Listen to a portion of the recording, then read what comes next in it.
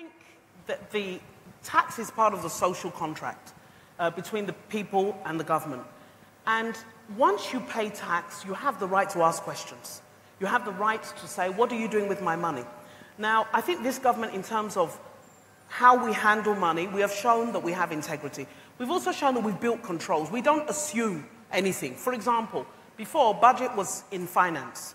Now, monitoring and budget has been moved to budget and planning. What does that mean? It means the person releasing money is not the person monitoring how the money was used. So there are checks and balances.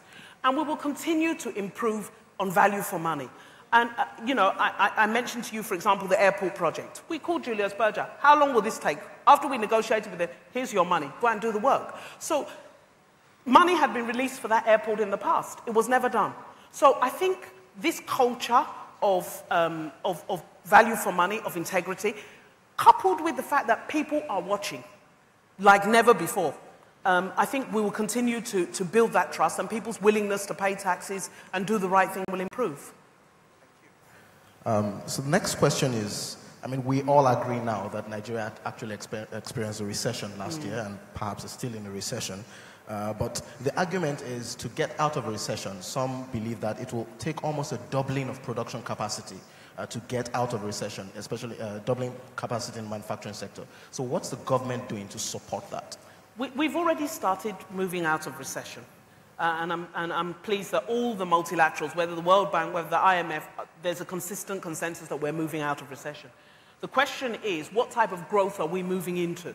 And the type of growth that we're moving into is fundamentally driven because it has the infrastructure to support it. I gave the example of two entrepreneurs who maybe have an idea. If that entrepreneur is not supported by the right infrastructure, they can't compete. If that entrepreneur is not supported by the right policies in terms of ease of doing business, maybe to move their product from Onitsha, as Governor said, they have to go through 20 toll gates. All those payment points, they're adding to the cost of the product. So we're doing quite a lot to make sure that this change in the economy is sustainable, and we stay, not only do we get out of recession, but we stay out. And we never come back to this junction where oil price goes down and the whole economy begins to shake. We have much more than oil. Nigeria is only 10% oil. The question is, what about the rest of the economy? So I'll take you on that point. I'll take you on that point around. Can I have my mic back on? Hello? Okay. Oh, thank you. All right, I guess they were overwhelmed by the answer. Okay, so back to that point about the cookies, and it's a wonderful analogy, but another angle to it is, so for instance, Nigeria imports probably over 100 different goods from China, and well, the argument here is if we produce at least 30% of those goods here, we will actually boost our GDP growth. So why can't the federal government strike a deal with these Chinese manufacturers or thereabout to actually come in here and manufacture those goods here and in exchange for a tax holiday or something? I think I made that point. You see, the things that manufacturers are economic animals. They come in to make a profit. So when they have to decide, do we locate our factory in Ghana and send the things into Nigeria from Ghana, or do we come to Nigeria? What are the things they're looking at? What is your infrastructure? What is your cost of power? How big is your market? Now, in terms of the size of the market, everybody knows Nigeria has the market. But if you don't have the infrastructure, you can find out that it is cheaper for a multinational to manufacture something in Ghana, move it by road to Nigeria, than to manufacture it in Nigeria. And the problem is our infrastructure. And that's why you see us aggressively spending money on our roads, aggressively spending money on rail, aggressively sorting out power. Last week we were in Washington with the World Bank, sorting out about 700 billion of support to get power sorted out. Because if you get those things sorted out, Nigerian businesses can be competitive. And the investors will now make those decisions that, let me relocate here to Nigeria. Thank you very much. And one final question. Sure. So just looking at, again, just a key point on the productive sector of the economy. So the SMEs are there, and we've heard about the development bank and others, but what other fiscal incentives are there for MSMEs to grow?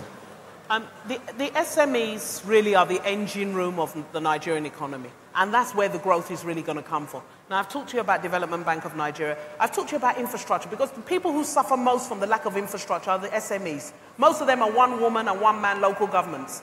They provide their own power, they do their own borehole. They're carrying costs that really should be the costs of government. So when we sort out all the infrastructure that is lacking, those businesses will grow. And Nigerians are among the most creative human beings God put on the earth. There's virtually nothing we can't do. What they need, or what we need, is that enablement. We can manufacture clothes, as Governor Obi said. He wears made in Nigeria and his Marks and Spencer shoes. But the truth is, we have some phenomenal shoemakers in Aba. We have some fantastic shoemakers in Aba. What do they need? They need power. They need power. They need roads. They need rail. And this government is providing that. So I think we have, you don't want me to, I think the consensus is that I should cease fire on Governor Obi. Okay, I'll stop. I'll stop. Thank you very much, Mr. Thank you. Adeosun. Thank you for your time. Thank you. A round of applause, please. Thank you.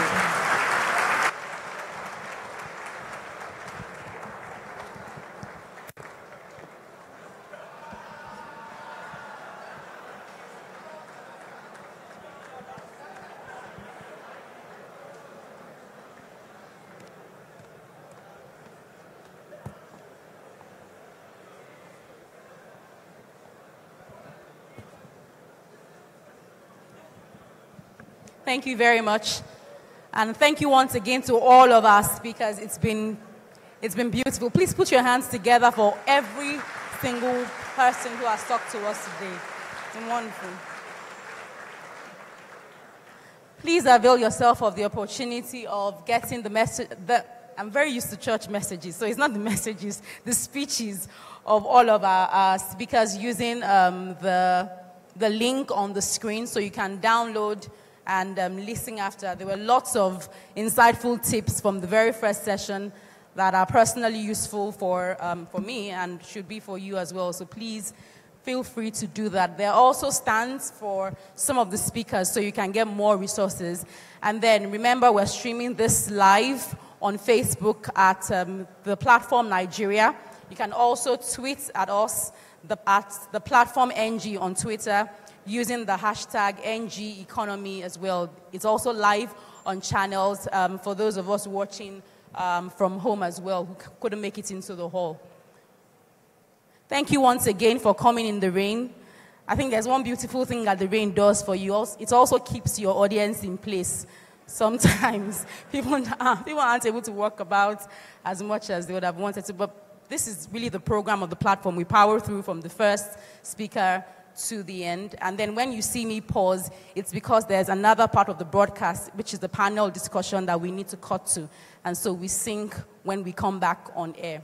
So thanks once again for your time.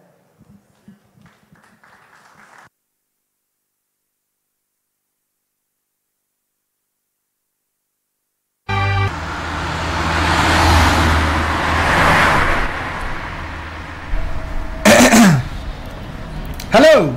You may or may not know me, but I will introduce myself. My name is Audu, and I'm a great example of how cutting waste can make a difference. I remember the days I would spend my whole salary on a very expensive phone instead of one within my budget that would serve the same purpose. Or instead of respecting myself and staying at home, I cut those habits off and ended up saving a fortune in the long run. I am clearly moving forward. If small steps like this can be imbibed by our nation, then the sky is definitely our limit. It's time to buckle up, people, because this May, the platform is coming all the way to Lagos. Unlike last year, it promises to be an event where we take actionable lessons on how to move the country forward. Guaranteed. Can you move away from my car? My friend, move away from my car! Things are better, but we're obviously not there yet. I need to attend the platform myself.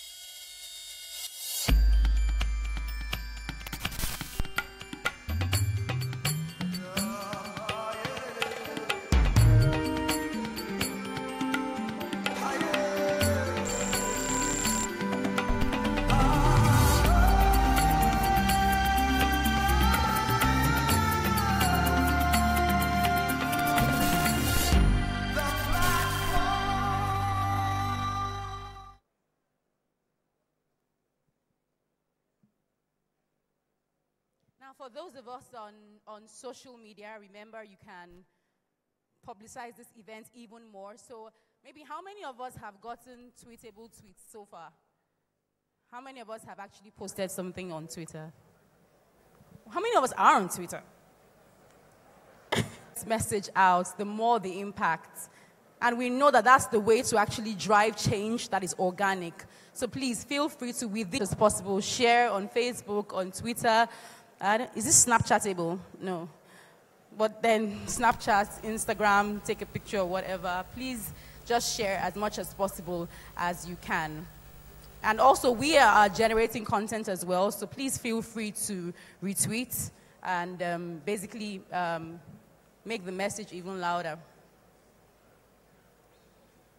Remember, like I said, you can also get the speeches. Why do I keep saying messages? The speeches of all of the speakers that we've had so far for your own consumption. So please go to that's the link right up there. So you can download them and keep and spread as well.